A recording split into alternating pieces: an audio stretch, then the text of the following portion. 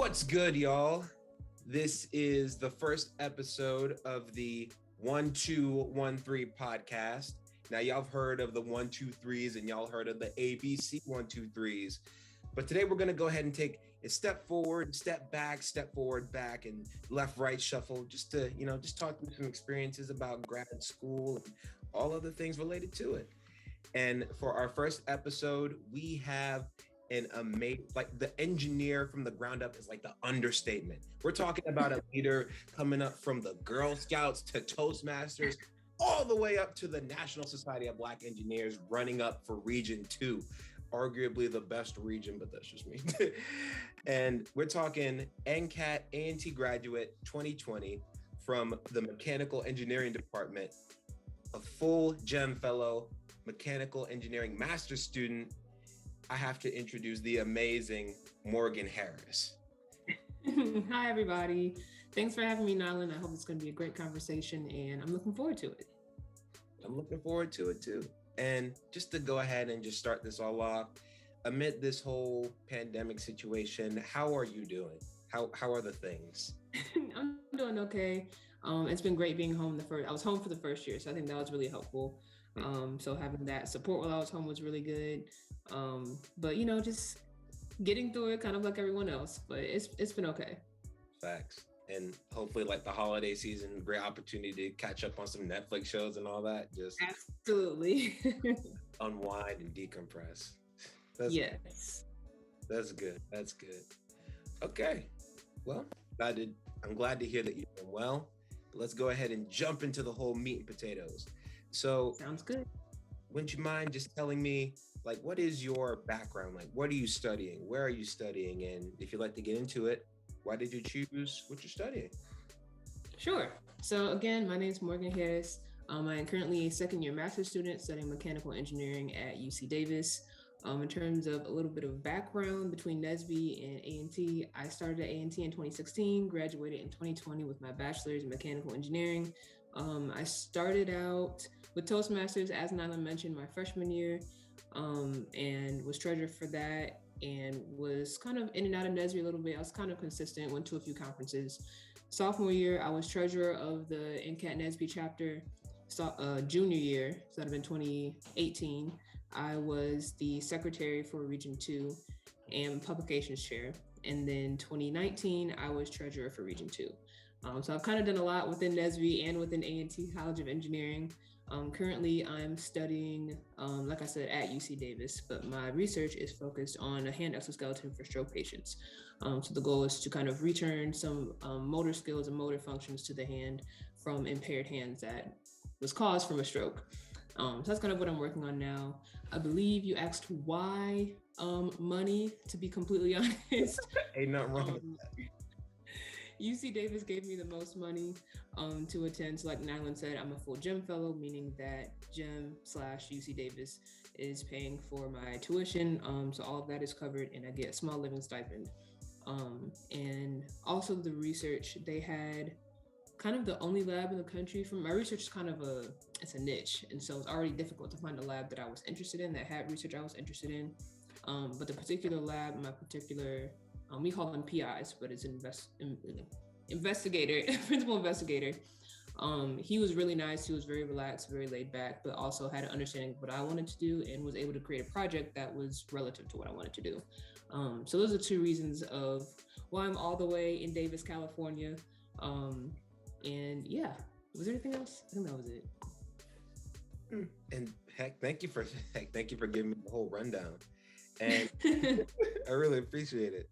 So did you know that you were going to be like, all right, once I get this bachelor's, I'm going to go ahead and hop into this master's degree? Or was it like, oh, it's like, I just thought about it. It was like, nah, but then it was like, yeah, I might as well go ahead and do it. I think I've always known I was going to get a master's, even since high school. I think that was always something I knew. Even my senior year, I wasn't really pressed to get a job necessarily. I went to the career fair. I didn't even go to the fall career fair. I went to the spring career fair just because. Why not? Yeah. And it was a backup. What if grad school doesn't work out? So I did interview. I did have 2 job offers, but I really didn't take them seriously because I was always focus on getting into grad school. So I think that was always a focus of mine to go and get a master's. But if you're not sure, I guess for people who are thinking about getting a master's and not really sure, pros and cons, I do know people who have, there's actually a ton of people I know who I graduated with who spent 1 or 2 years in the workforce and are now going back to get an engineering degree. A lot of it I've seen has been engineering management or something relative to that. Most people that I've seen go into a hard engineering like electrical or ISC or mechanical or what have you have gone straight in afterwards. So that's kind of a trend that I've noticed. I'm not sure if that really means anything per se. But if you're not sure, I'd say talk to people who are in a master's program. Talk to people who are, if you're concerned about a PhD, that's a little bit different. Right. I think a little bit harder about that one because that's a lot more commitment. I will say I was thinking about a PhD, so I guess I can kind of go that route too. I decided to go for a master's instead of a PhD. One, because I didn't get into a PhD program at Davis. I got into it at Georgia Tech. And then you have all the things that I want in terms of research. But also because a master's can be kind of a summary or like kind of a, what's what I'm looking for? Just kind of a peep into what a PhD can be. It's a little snippet. Yeah, it's a sneak peek. That's what I'm looking for. It's a sneak peek to what a PhD is like. And so it gives you an opportunity to kind of talk to PhD students in that lab, see what a PhD life actually is like without fully committing to it. And once you get done with your master's, or even halfway through, you can decide, hey, I want to move on to a PhD. I know people who have switched over after their first year. So if you're considering both of them, my personal suggestion is to look at a master's first. That's what I did, and very quickly I realized the PhD is not for me. And so I think that's a very smart move to make. And so if you're thinking about it, I'd really take it seriously, try to apply. The worst that can happen is that, they say no, and you can always try again later, like so many of my classmates have as well. And that's actually like a very good point, because especially with regards to like being in like a little sneak peek, because doing my master's program, I've found that it's really driven by like the research that you do. Yes. And the great thing about that is that you can get a sneak peek or a little snippet of that research in the master's program without having to commit all of the the work and the study for the PhD program. So that's very, very like 5-brain move right there. A PhD is a really big, I have a couple of friends in PhD programs, and it's a big deal. It's not something to think lightly about, which is why I say maybe if you're not sure which one, if you're not fully committed to one, I start with the master's, and then you can decide if you want to commit to another 4 to 5 years of research and documentation and analysis and all that goes into it, so that you don't go in already committed to a 5 to 6 year plan and then wanting to drop out. It's much easier to facilitate relationship with your professor. You start as a master's and then go to a PhD, in my personal opinion. Plus you get to build up that GPA and you can just like max out all of the funding that you get. Exactly. And since we're on the topic of funding, let's actually talk about the whole graduate school process. So we're talking in like, how'd you get the funding? What was the GRE like? Timelines, choosing the right school for you, as well as like research for you, advisors, admissions, and all that. And if you need a reminder, I got you covered. Great. Okay, so I think I'm going to try my best to stick to a chronological order. So specifically for juniors, if you're even a tad bit interested in a master's program specifically, or PhD, I would suggest you start looking at different graduate school programs and seeing if they have any prospective student weekends. That's something I did as a senior, and I kind of wish I would have done that earlier because I would have gotten a better idea of what I wanted and didn't want out of a master's program. It's similar to kind of your prospective student days or acceptance student days at undergraduate universities or undergraduate programs, except you get to talk to graduate students, you get to talk to professors, you get an idea of what grad school is like, you can see the campus, talk about, what is this professor like in terms of their research? Are they hands-on and have 5 students in their lab, or are they here once a month because they have 50 students in their lab? Who runs the lab? So you get a lot of that information. So that's something I would definitely suggest. Georgia Tech has one called Envision, I believe, and it's in November, sorry. And then UC Davis has one that's in January that's also called Envision. I do believe someone in NSBE, if I remember it, I will send it to you, Nyland, so you can have the link. I'm pretty sure I have it. And it's a list of a bunch of graduate schools that have those prospective students days. So if you're a junior, definitely recommend it. If you're a senior, still go. I went as a senior and it was still helpful. It's also a great networking. You can see there's a lot of Aggies I was able to meet at Georgia Tech specifically. There weren't too many at Davis. I'm pretty sure I'm the only one, but it was still nice to be able to connect with people. So I think that's one of the best things that I did. I just wish I would have done it earlier. So that is how I got to see both Davis and Georgia Tech beforehand. I only saw Davis once before I actually went to the school. I've been to Georgia Tech probably 5,000 times, as well as Atlanta. So I got to kind of see Davis, which is important because sometimes the cities are not as you think. So that's also, if you're committing to a PhD program, you're going to be there for 5 years. So that's another good reason to kind of see the area in which you're working with before you commit fully, whatever program you choose.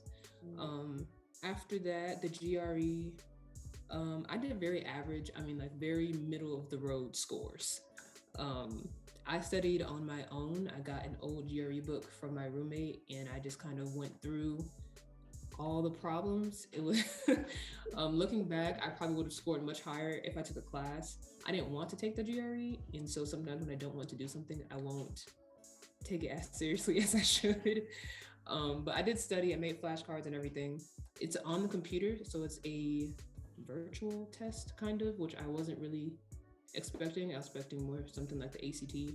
And it's based off of how well you've done. So for example, if you're doing on the math section, they'll give you 5 questions in level 1. If you pass 4 to 5 questions, then you move to level 2. You do 5 questions, level 2, so on.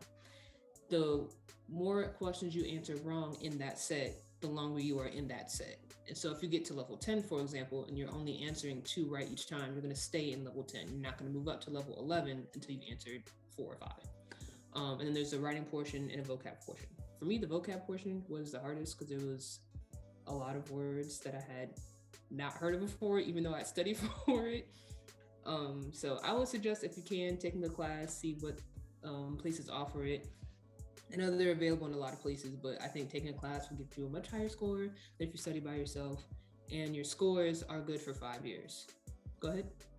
Oh, no, I was actually just thinking. I was thinking like, okay, so this is like the this is like the SAT, ACT, but just like, hit the gym, hit Gold's Gym a little bit. So that's dope. Yeah, it's that, but a little bit on steroids.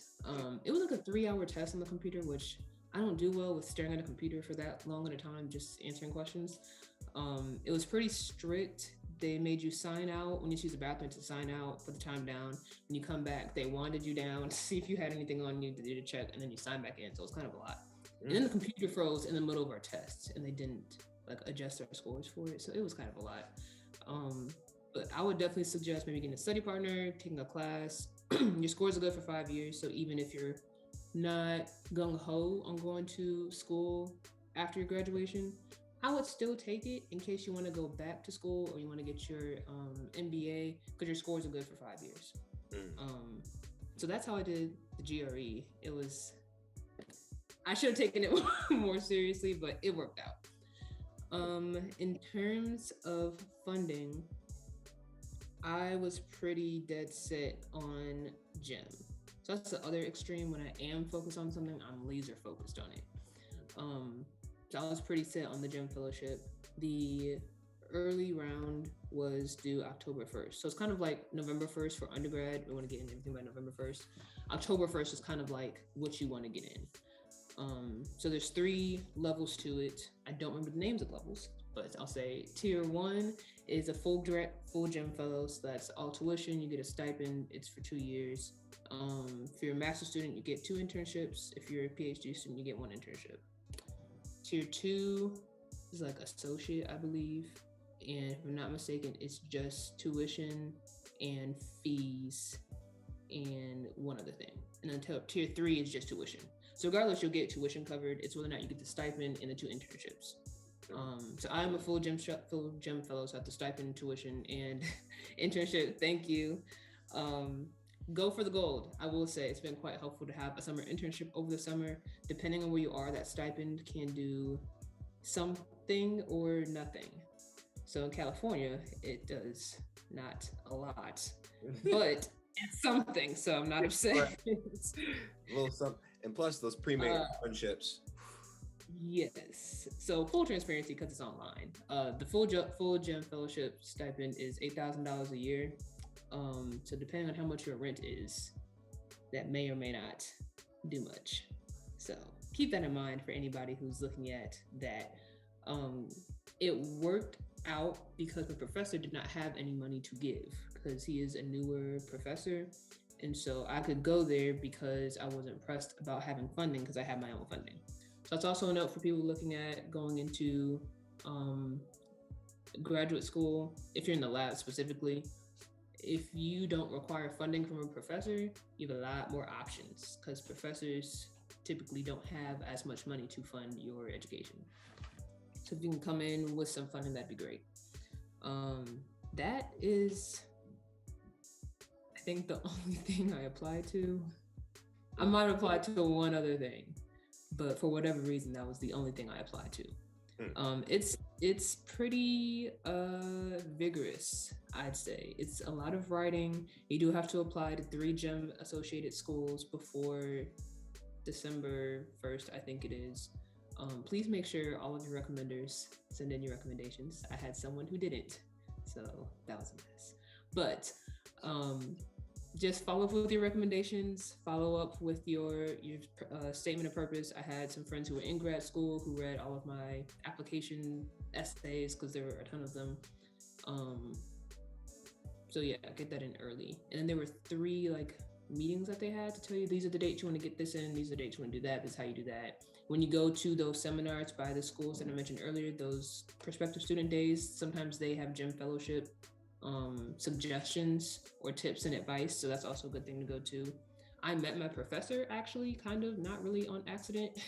When I went to mine at UC Davis, I'd emailed them right before my senior year. And then I ended up meeting them that November or that January. And so he was able to read over my essay and things like that. So that was kind of helpful. So I would suggest go for more than one funding opportunity. Shout out to God, because I definitely did not set myself up well for that one. But if you can get another source of income, I'd say do it, because grad school does not pay you a lot. So be prepared to not, if you were pretty well off in undergrad, I was pretty well off in undergrad, I had a lot of scholarships. It's not the same in graduate school. You have to work a lot harder to get fellowships in graduate school. And it's a cycle. Another big thing. Scholarships in undergrad, you can apply to at any point in time. You can get them at any point in time. You have some in March, you have some in the summer, you have some in the fall, what have you. In graduate school, almost every single fellowship is due between November and December, and you get the money for the next school year. You don't get it for the following quarter or semester, and they're not available outside of that August to December timeframe. So if you know you're going to need some extra, or your funding's going to run out next year, you need to apply now, because that is the only time you don't get, there's no quick money in graduate school. So just keep that in mind. Excuse me. That's pretty much everything. Kind of calmed down by January because everything was due by December 1st. So that fall semester is going to be pretty vigorous if you're going into grad school, because that's when all of your applications are due. That's when all of your fellowships are due. Some people have interviews, some don't. I did get a fellowship also from UC Davis. I got an email saying I was eligible. It's for minorities in engineering. So it's called PEGS, Prospective Engineering Graduate Students 2020. So it was an NSF sponsored fellowship through Davis. It was a 3-year program, so I was at 3rd year. And so that gave me, I think it was $10,000. Each student got $10,000 for 1 year. So I was able to meet a lot of people through that too, which was kind of helpful since we were remote the first year. So watch out for your emails, apply to whatever they give you, because you probably will get it. especially all the minority ones. There's not a lot of minorities in graduate school. I might see one Black person a day in the school. And so those are pretty easy ones to get. They might not always be a lot, but they do add up. So that's my long way of saying those are probably the top 3 things. So like you just got to go ahead, make sure that, first of all, make sure that you send any letters of recommendation out like first. Get that out. Like, just bam, bam, bam. And then have some very great people in your network to review like your letters of intent, your personal statement, and also go into those like pre-screening university days where you can actually go ahead and network with some of the professors, faculty, staff, et cetera, and then pretty much just be on top of Take a class for your GRE. Oh, that too. Speaking of, there actually could be like online resources. I know that there's this one site, Udemy, where I download all these different courses and view them and get like certificates, excuse me. And you also have sites like LinkedIn Learning too, as well. So that's a great resource as well. And I'm pretty sure they got like a whole bunch of stuff online. But if you're a rising senior, I guess you're just starting the semester. But if you're going to be a senior in 2022, the fall, take the summer to research what schools you're interested in, what labs you're interested in, and what their requirements are, as well as fellowships. Because if you wait till the fall, you're trying to do the research, trying to figure out where you want to go, trying to apply to fellowships at the same time, and that's kind of a lot. And so take the summertime to really figure out if you want a master's base or a course, or not master's, research based or course based, which we can get into a little bit. And then specifically, if you're research based, what are you looking to do research in, and what universities offer labs that are relative to your research? And that will skinny down your list of options that you are interested in, so that over the fall semester, you're not trying to figure all that out. Like since we're on that line of conversation, let's actually talk about your whole graduate, like your day-to-day experience. So it's like, what is your, excuse me. So you said that you're doing, I'm excited. So you told me that you were doing research, and in addition to that, as well as, like your coursework that you got to do in the day-to-day, and then things outside of class, things for mental health, wellness, and all of that. Would you mind just like giving us like a little day in the life of Morgan? Sure. So it is a stark difference between last year. I think a decent portion of that is because I was online, but it's also the way the program is set up. So I am doing a research-based master's. That means I have to take, I think it's 30 credits, of courses. So you take all those courses your first year. So I took all my courses my first year. I'm on the quarter system. Also, keep in mind when looking at schools, because a quarter system is where you do 16 weeks worth of information in 9. So just keep that in mind. So my first year was all classes, and because I was remote and at home, I wasn't in the lab at all. So it's kind of a good thing, in my opinion, because I really got to focus on classes. That being said, talking about mental health, shot. There was no time for anything but classes.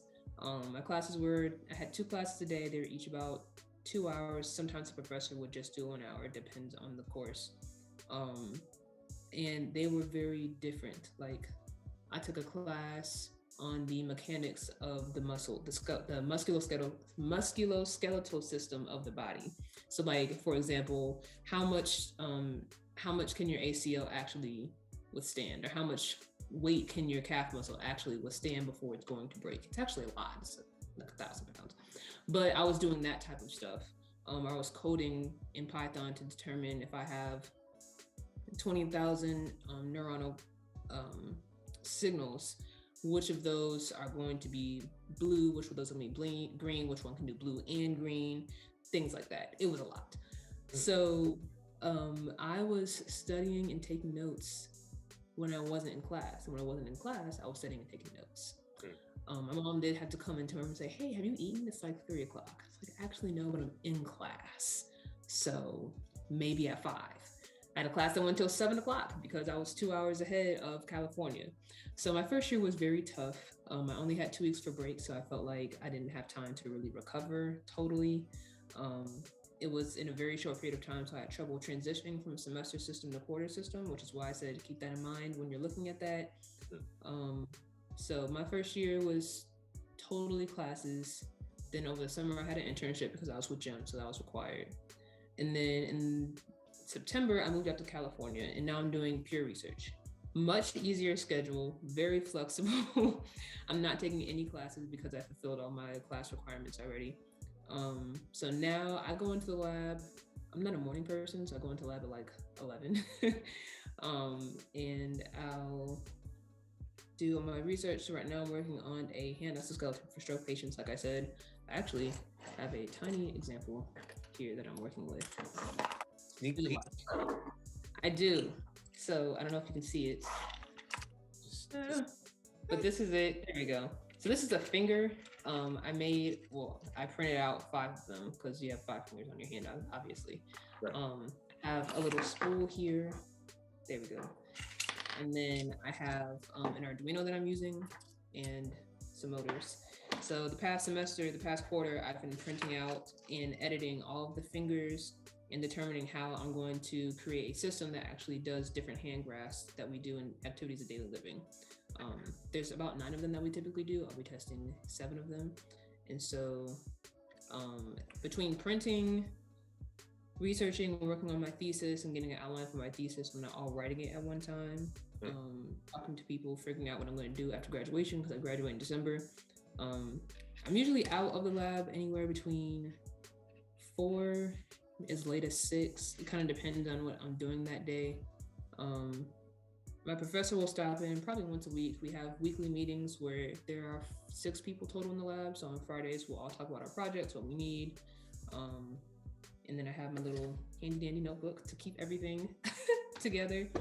So it's much more relaxed now. School started on the 3rd. I'm still home because all of my stuff is here. So I do not have to go back to California right now. I don't want to. In a remote till the end of January. So I do like the research side better because I have a lot more freedom and I have a lot more freedom over my day, over if I want to travel or something like that. And it's a little bit more creativity involved. So I do like that too. So it was a stark difference between my first and second year. And if you're doing a research base, it probably will be very different. If you're doing course base, it probably be the same. So just like a quick recap, so the first year was just just all coursework and especially with working and doing school remotely from, different time zones, it really did put a bit of a strain on you, but you did prevail. You certainly did prevail. So so you're saying we got to just keep in mind, especially if your school is in a whole different time zone, part of the world, you need to be cognizant of that because you got to make sure that you're able to match up with certain time zones and all of that. And then plus in the lab, I'd agree with you. The lab is the best part because you can just it is. walk in the room. This is my workshop. This is my space. We're going to make stuff. It's dope. It's much more creative. So yeah, the coursework is a lot more stressful. It's a necessary part of it, but it's a little bit more stressful. You're on a much tighter schedule. Research-based, you have a lot more freedom, depending on your professor. Some professors do want you in there, or like my professor just wants us in there between 10 and 2. He doesn't really care how early or late we are in between those times. So he just wants us to be there. So I should say that. It does depend on your professor how much freedom you actually have. But for me, research side of the degree has been much more liberating. So I agree with you there. I agree with you. So my dad was like, "You look so much more relaxed this quarter." I was like, "Yeah, I'm not in classes. I sleep till 10. I am in my element, Father. This is right. where I work best." Right, and then when I go back to my apartment after I'm done with school because my research is at school, and so I can come back to my apartment and I'm actually reading or watching the game or doing a puzzle or whatever I want to do. I'm not coming back to my apartment and still in school. And so I do like that part too. I have a lot more separation between my apartment and school, which is nice. Interesting. So with that coursework that you did in the beginning, it's now just pure research, and when I get home, it's just I'm home. Yes. That's dope. So you spoke that you're gonna be. When did you say that you're gonna walk? December 22. Nice. So, what are the plans after the walk? I'm going back to school, actually. So usually when I tell people that, like, you're going back for what? Like, what is after this? You don't want to do a PhD. It's actually another master's. So I've kind of had this vision, I guess, since I was in high school, where I wanted to work with prosthetics. Originally, I thought that going to get a master's kind of in this area would be kind of the thing, but I realized it's actually a program for prosthetics and orthotics. So P&O school, excuse me, there are 13 schools around the country that offer this program. Some are as new as 2016, some have been around for 50 years. It kind of depends on where you go. So over the fall, I will be applying to a bunch, well, not a bunch, but probably 5 P&O schools around the country, and funding, obviously. And so once I graduate, the goal is to get accepted and get funding for the next quarter. They usually let you know around March timeframe. And then depending on the school, some start in May, some start in June, some start in August. I'll be starting P&O school. And so that program is about 2 years straight through. So summer is included depending on where you go. And then you get certified. So it's kind of like a truncated med school where you take the courses and then you also do a residency. And then you graduate with your MSPO, MSOP, depending on where you go. And you get to take a national test, national exam to get actually certified. So it's kind of like a law school almost, where you can get a degree, but if you don't pass the bar, then it's kind of like, you gotta take it again. You kind of have to get the degree and pass the exam. So that is the plan for post-graduation / right before graduation. I'll be kind of defending my thesis and applying to schools and funding and doing interviews at the same time. That should be fun. I bet it is. The goal is to get all that done before I defend. So, heck, well, at least we know that the first thing that you're going to do is that you're going to send out those letters of recommendations. Yes, absolutely. Oh, man. But heck, absolutely. Well, just to say this right now, everything is going to go great. I'm very sure and very well that you're going to get into every single one of the schools that you get into. They're going to actually make like 2 extra ones just for you. So be on the lookout for that. And when it comes time for me to get my prosthetic arm, leg, or whatever else, I know the person that I'm going to come to. I got you. Okay. So we've talked about plans after graduation, but let's talk about a little bit before. So you come from amazing, NCAT. That's great. So mind just telling us, what are some of your best memories here at NCAT? They could be NSBE related, not NSBE related, just some of your great memories. I have so many memories. Enjoy college, guys. Because once it's over, my dad used to tell me all the time, when it's over, it's over. And it kind of slams the door in your face. So enjoy it. My favorite memories, I have so many good memories. I have really good times at conferences. I think Pittsburgh was a good one. Pittsburgh what? Pittsburgh National Convention. There you go. So that was a good one. Jiho. Yeah. And I'll just leave it at that.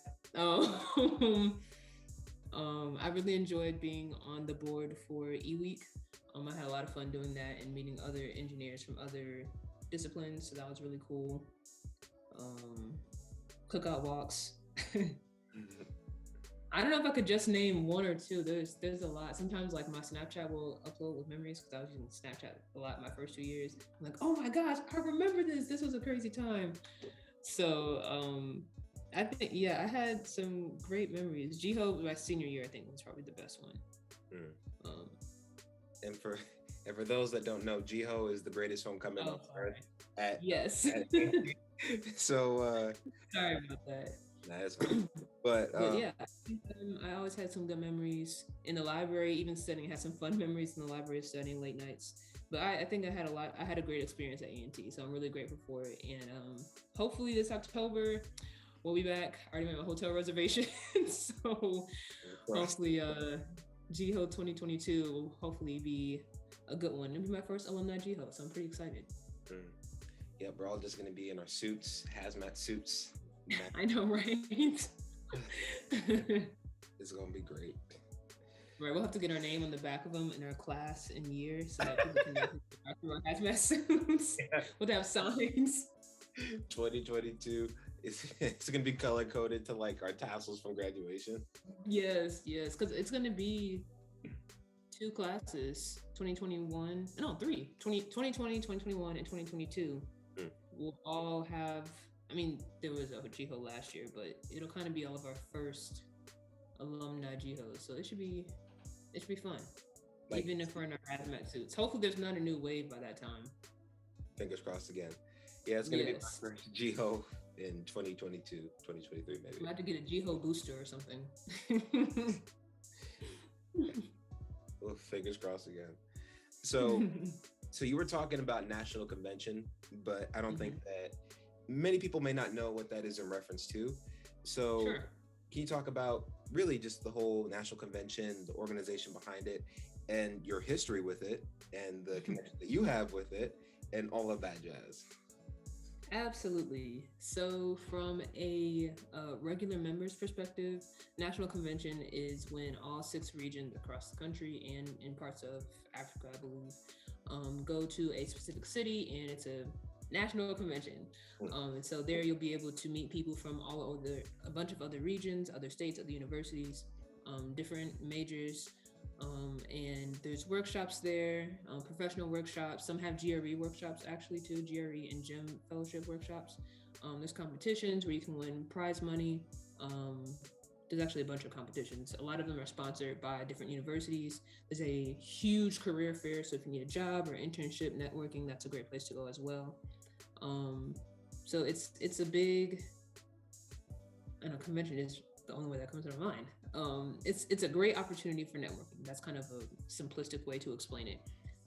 We've grown every single year. I think we maxed out at 15,000 in last one's in 2019. Yeah. That one was in Detroit. So you get to also travel, which is kind of nice to see different cities. I've been able to travel because of NSBE as well, because of conventions specifically. My experience, Kansas City was the first one.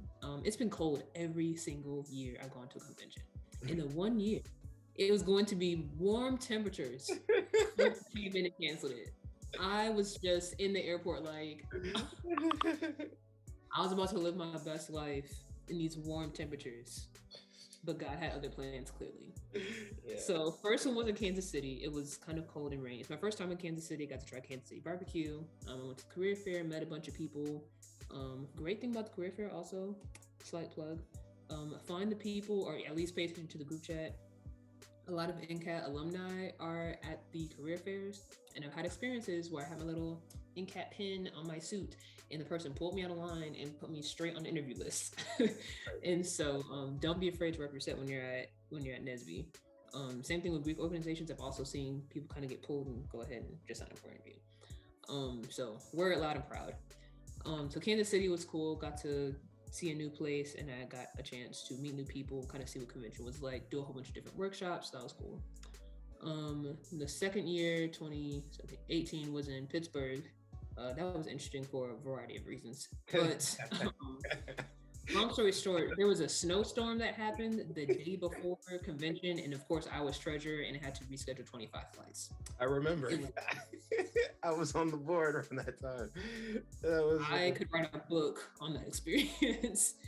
So it was the best and worst convention for me at the same time, but it was good because the silent party was it was really fun. So that was really fun. But I also ran for the regional position for publications and PR chair at the time, which I won. So that was cool.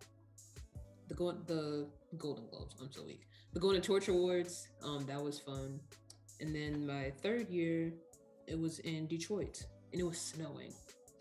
It was weird because it was weird because it was like it snowed, it was also hot, and it was also cold. We experienced like 3 different microbiomes of weather in the span of that week.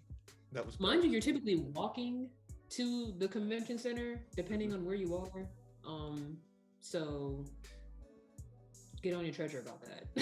Don't have them book in a hotel that's 20 miles away. It's not worth it. Yeah. But it was very cold. But you don't want to carry a coat. There's no coat check. But that one was cool. I was secretary in Pub PR at that time. And so I got to see it from the regional perspective and how things really put together. I was able to still go to workshops, but I also volunteered at a few workshops as well. Ran a few general meetings. So that was different. So in each of them, I got to meet lots of different people. I got to network with different people I saw last year, people that graduated and come back. So it was really fun to have that type of reunion type thing. So it's been a fun experience all around. And I got to go to, I forgot exactly what it's called, but the Motown House. I got to go to that museum. It's a museum now. I got to take a tour through that. So that was really cool. So in each place, I've been able to kind of do a little bit of exploration. I was always tired afterwards, but it was worth it. So it was a lot of fun. If you get the chance to go, I definitely recommend it. You'll be able to meet people that you will surprisingly stay in contact with and that you'll keep seeing and that you'll end up hanging out with when you go somewhere. So I definitely encourage people to go. Mm-hmm. Like I remember I met one person, she was like a mentor type of figure, and she once checked my resume and she's like, oh no, baby, I go ahead and help you out.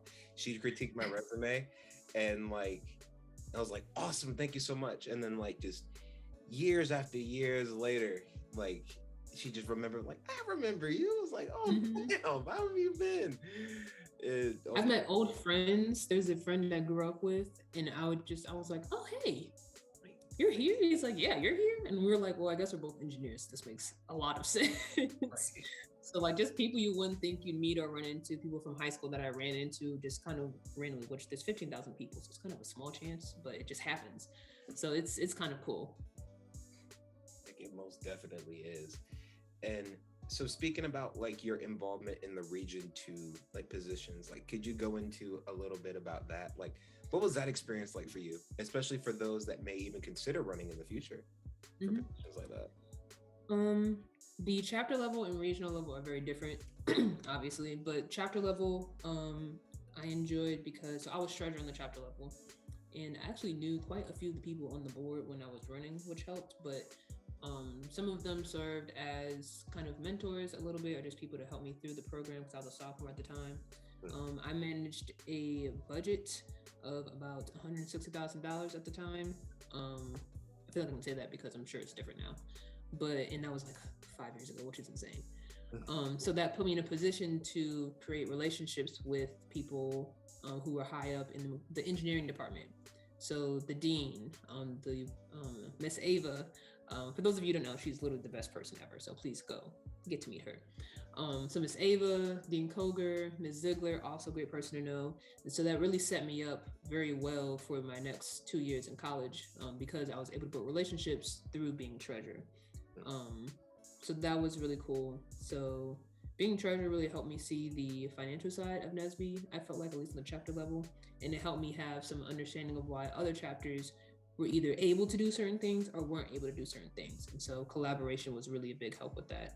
And then I just got to meet more people in the College of Engineering at A&T. On the regional level, it was very different. I met a lot of people from different schools, which was cool. I'm still friends with them today. I've been to their apartments, I've hung out with them. It's been really cool on both boards. It's a lot more time consuming.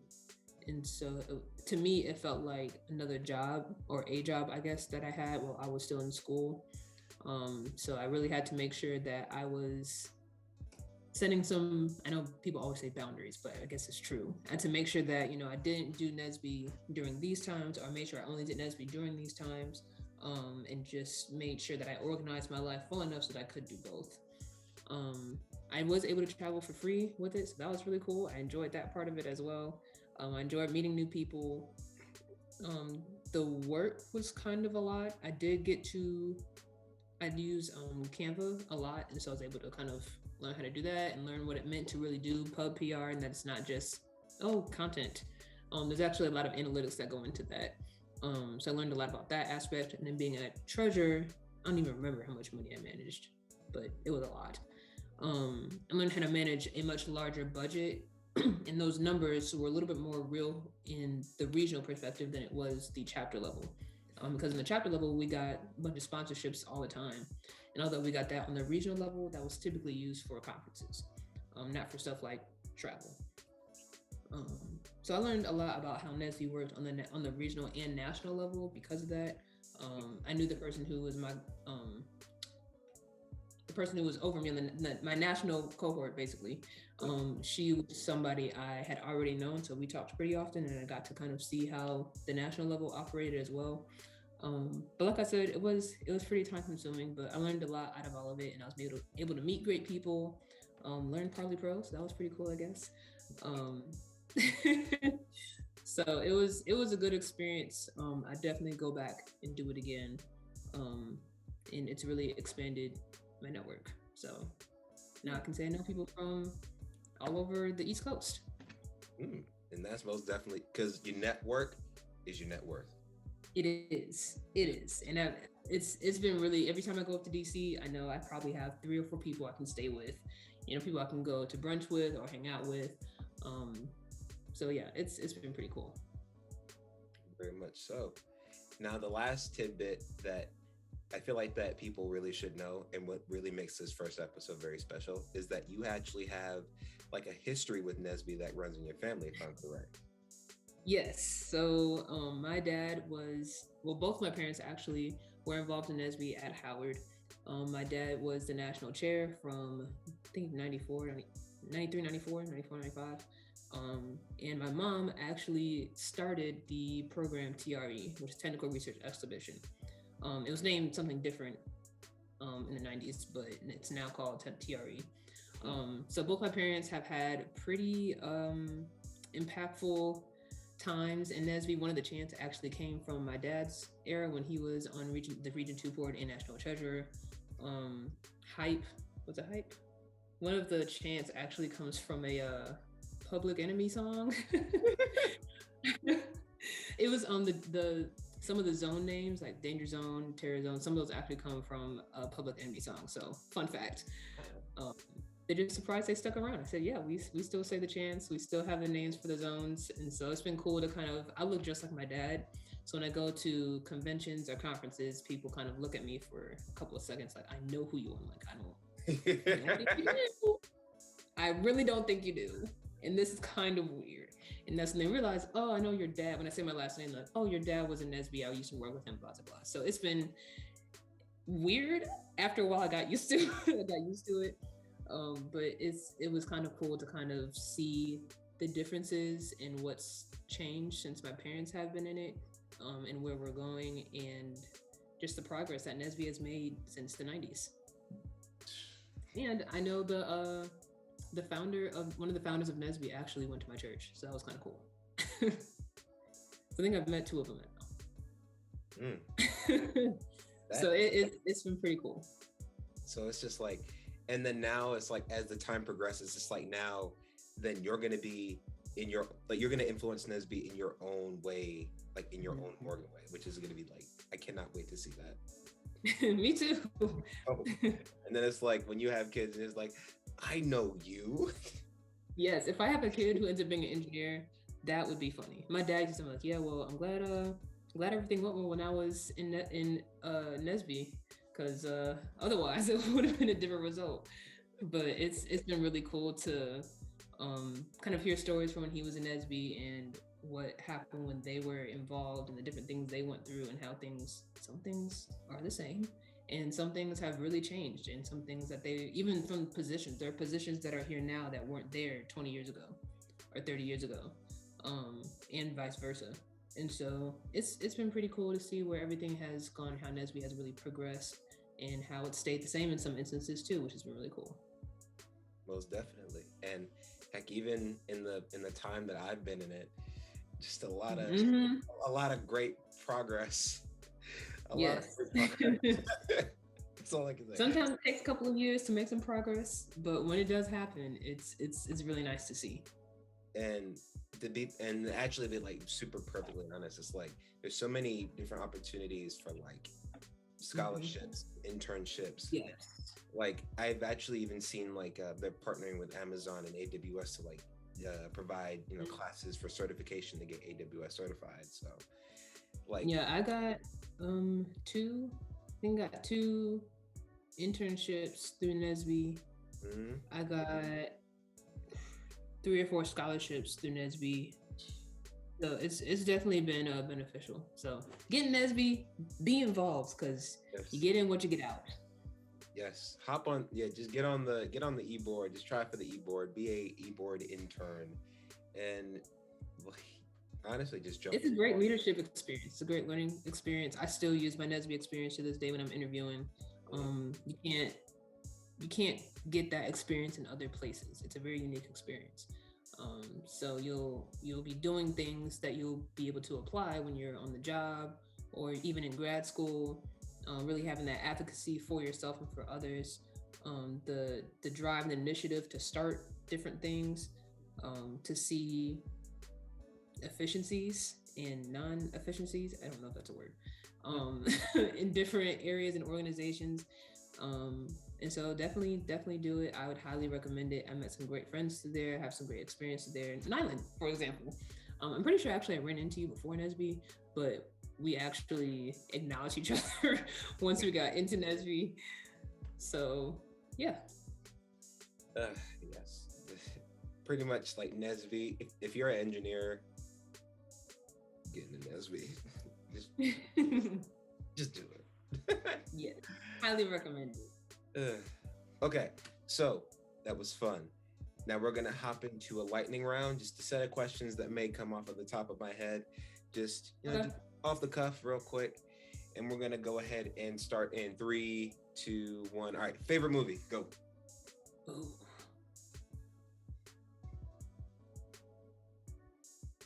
Pass. I do not think I have a favorite movie, actually. Well, then, some of your favorite sets of movies, like just some that come to mind. The Iron Man series is always a fun series to watch. Spider-Man, I watched that recently. That was a really good movie.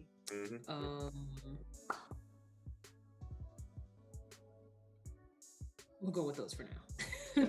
I know those are all Marvel, but. So then, favorite superhero? Iron Man is funny, so I'll go with Iron Man. Facts. Okay. So then, best homecoming bop. Bop? Yes, like.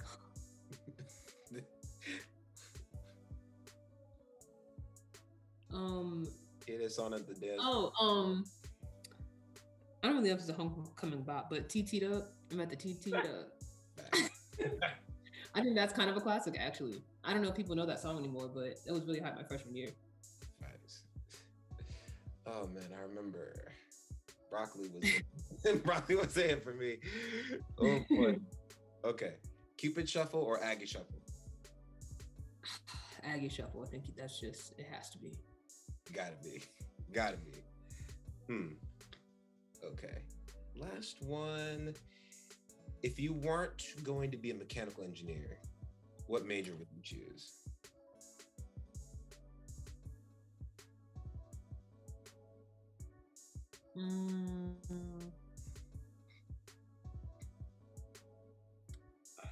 Probably something in business.